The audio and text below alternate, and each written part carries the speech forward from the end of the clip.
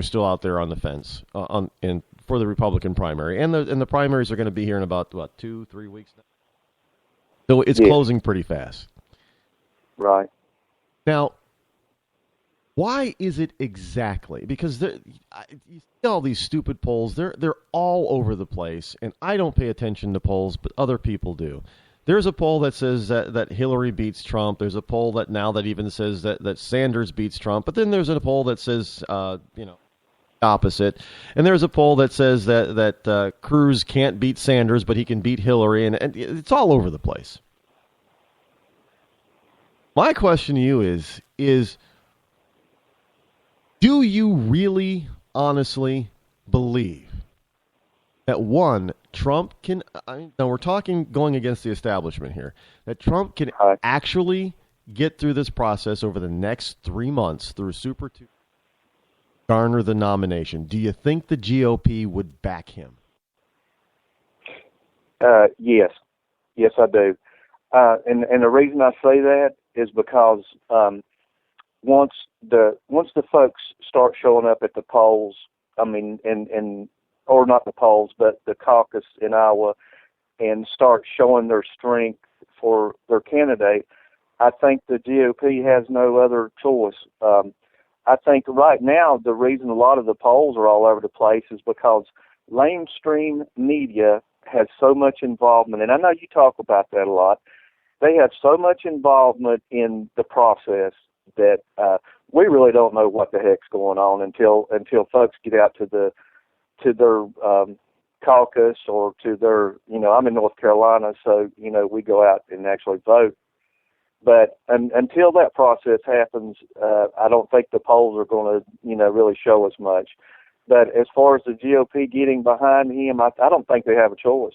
Either that's going to happen or the entire GOP is going to start breaking down, because it's happened along this past since 2012 or 2010 actually, when you started seeing all these different senators and governors being elected as far as Republicans, and then what we have today when we look at Obamacare and the whole 9 yards with the immigration and everything, they have let us down so bad, man, that the people are going to take over this process and just get out there and push our way through. That's what we have to do as citizens, as voters, and I think Trump has that strength. And I hope you go his side. It's your choice, Rod, but I'm hoping you lean that way, man. We feel good about you, and if we need to bribe you somehow, just let me know. I've got a couple bucks. So. Well, I just tell people don't despair, because often it takes me a while, simply because I'm a very logical and methodical type of person, and I want to make sure that I hear everything I can possibly hear from the candidates by the time, just before I pull that lever. So I often, it doesn't matter what the race is, if it's presidential, local contest, often wait until that last day, the day before, to make my decision, because I want to make sure that I've got all the information, that I'm making. And this is something that people who can make their choice earlier, I applaud you. And I'm not condemning anybody for doing that. What I have a problem with is people usually jump on this, hard bandwagon even before the candidate gets in. And as soon as the candidate gets in, yeah, he's the only guy. And I'm like, really? You haven't said yet. But and I know that plenty has been said. So there isn't a lot new coming out of these people right now, because everything's, their platforms have been established. But I'm looking for I'm looking at other things about how they handle themselves and that type of thing. And frankly, I'm quite surprised about Donald Trump. Now, as I've told people before, I have followed Trump since,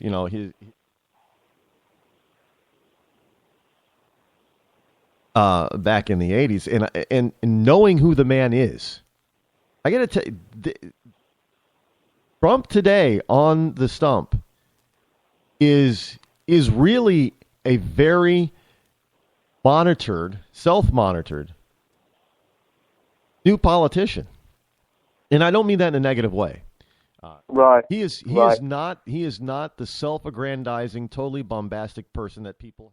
come to know, that persona of him that they've come to know from his real estate dealings and his business. He is a more measured person on the stump. And a lot of people are saying this is really who Donald Trump is. He's what you see before is the showman. I know people are saying, well, see, he's not being genuine and real. I'm like, really? You know, we've had actors become presidents and senators, and nobody ever said that about them. Well, they said that about Ronald Reagan, that, you know, you can't act your way to presidency, but evidently Oscar for 8 years, right?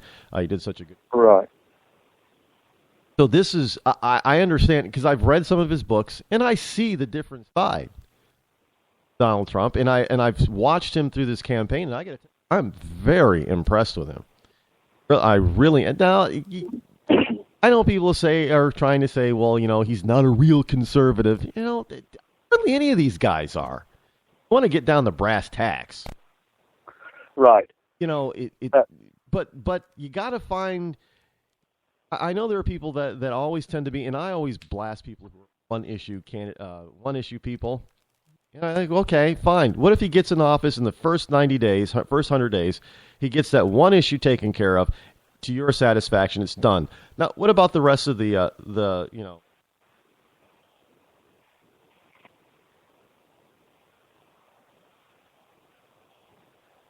can't be a one issue person with a candidate, especially when it comes to senator, congressman, or president. You're electing them for 2, 4, or 6 years. They're going to be there for a very long period of time after that one issue is over. I don't see Trump as a one-issue person. He had a number of things that he has brought about that he firmly believes in, as has Cruz, as most of the other candidates, and I get that. So I can't decide on one particular issue. Now,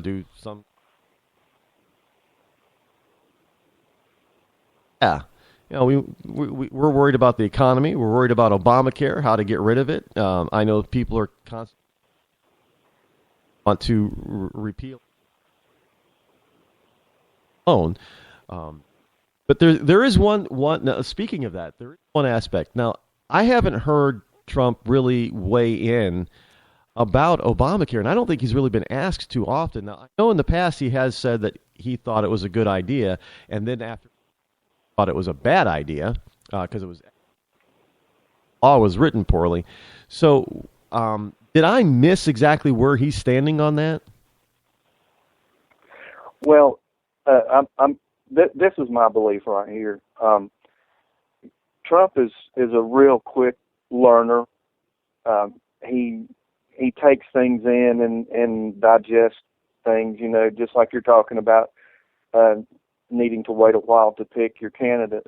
Well, I think he does that with issues, and when he finally digests all the information about things like Obamacare and that type of thing, I think that's when he's ready to talk about it. But you know, Obamacare has been, you know, beat like a rented mule, and the Republicans have really raised a fuss about it constantly, and it needs to be repealed and replaced. But talking about it is not going to do it. So until it's decided what can be done by a group of Republicans that actually want to work together, Trump speaking about it, you know, he says a lot of times on there, you know, I'm going to replace it. But if you give out too many details, it just gives vultures a chance to fly down and pick at you. And I think that's the reason you don't hear a lot of really, really deep details with Trump. He knows that if you put your flesh out there, it's going to be eaten by the vultures, the wolves, whatever. They're going to tear you apart. And he's not the type that puts himself out there to be criticized for no reason. Yeah, you know, they all do that. I get nobody. Right. I know they've been trying to criticize it, that, you know, no detail. They all have the same, you know, they all have the title and the basic premise of that particular idea for that particular plank in the platform, but there's no detail. And I understand, and I've mentioned that before on the show. You cannot give complete and full detail, unless you're the president. If you're the incumbent running for re-election, and you have planks in your platform, you can give detail. Nobody else can give detail simply for the fact they do not have all the presidential information. And well, that's why he can't. I mean, he can say, I'm going to build this wall. And I love him for that. I'm going to build a wall. Now, that's a generalized statement in his plank in his platform, saying he's going to close down the border. Now, he can't give a detail about exactly how he's going to do it, because he's not privy to the information that's necessary for the president to be able to move forward on such a decision. So once he's elected and he's got that plank, then he can drill down in that plank and say, okay, well, this is what I'm allowed to do. This is where the money is. How the design has been established, because he hasn't designed. But, maybe there's already a design. So he can see the design and say, okay, that looks good. Let's do that one. Or no, let's go back to the drawing board and come up with some. You can't give details until you have the details. And when you're on the stump, trying to get elected, you're not the president. You're not holding that particular office, whatever it is. So you're not privy to all the information in order to give the details. And you're absolutely right. This is why they do not give such detailed answers, because they don't have the information. And people who are against them will start picking them apart, especially if there's an incumbent. Now, the advantage for the Democrats is that they have the incumbent. And if Trump or Cruz or Carson or Rubio starts coming out with details, all they have to do on the other side is say, well, the president can give them all the information on the other side, and they can they don't know anything. They think they can do this, right. But the truth is this, this, and this. And we know because, hey, we're the party in power right now, and Obama tells us that this is what's going on. So that's why they can't. That's why I really get incensed when people start saying, well, give me details. Well, you can't.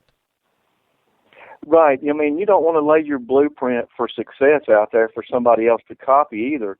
I mean, you don't want to put things out there and somebody, okay, I heard what Trump said. They can say, I heard what Trump said. Well, I don't like the way he said it, but if we do it my way, it'll be better. So, details will come eventually with a lot of things, but it's just like Trump says a lot of times, when Obama goes and says, I'm pulling out of Iraq next month. Well, hell, every person in the world knows it now. So let's let the Taliban, ISIS, whoever, let's let them go ahead and know what's going on, so they'll be heads up on it too. And, that's a big failure. That's a big failure. And I know that's my extreme version of what goes on, but, don't tell everybody your secrets. Keep some stuff close to you, and trust but verify, as Reagan said. And I don't like quoting Reagan because it's a new age we're living in, and a lot of folks don't even know who Reagan was, a lot of young folks. But they will know who Trump is, and they will learn to love Trump, I believe, just like Sarah Palin said yesterday. The more you get to know him, the more you like him, and the more it's just picking a candidate's a gut feeling too. It's a heart and a gut feeling. You have to have that feeling inside, that adrenaline you get when you hear him speak or whatever, and not to be mushy, but you have to have your heart in it before you do the ballot. I mean, you just have to have your heart in it. Well, my friend, I thank you once again for your wonderful call. You did another great job. Thank you, Rod. And man, the folks out here, we love you, and can't wait till you have Chris Peranto on there. And I'll talk to you later, buddy. All right, talk to you later. Thank you. Bye-bye. One of the things is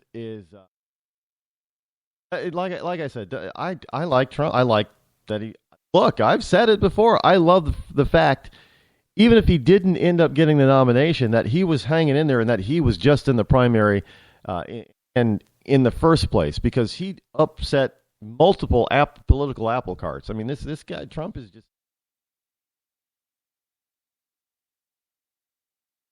Look at it this way.